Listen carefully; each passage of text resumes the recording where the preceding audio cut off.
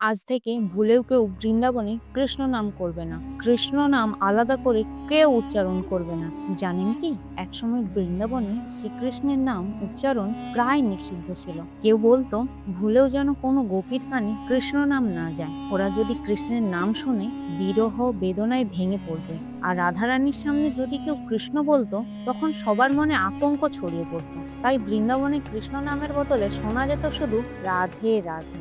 একদিন বর্ষানার গভীর বনে ময়ূরকুটি নামে এক নির্জন স্থানে রাধারানী একা বসে জপ করছেন। রাধা রাধা রাধা রাধা। সখীরা অবাক হয়ে গেলেন।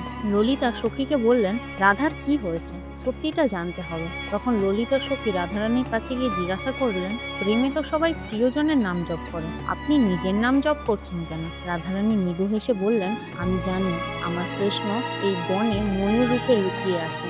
সে এসেছে আমার মুখে তার প্রিয় রাধে নাম শোনার জন্য। আমি যদি কৃষ্ণ বলি সুখ পাবো আমি, কিন্তু আমি যদি রাধা বলি সুখ পাবে আমার মাধব। রাধে রাধে। আপনারাও যদি রাধা কৃষ্ণের ভক্ত হন, তাহলে কমেন্টে অবশ্যই লিখুন রাধে রাধে। আর এরকম রহস্য জানতে অবশ্যই আমাদের চ্যানেলটিকে সাবস্ক্রাইব করুন।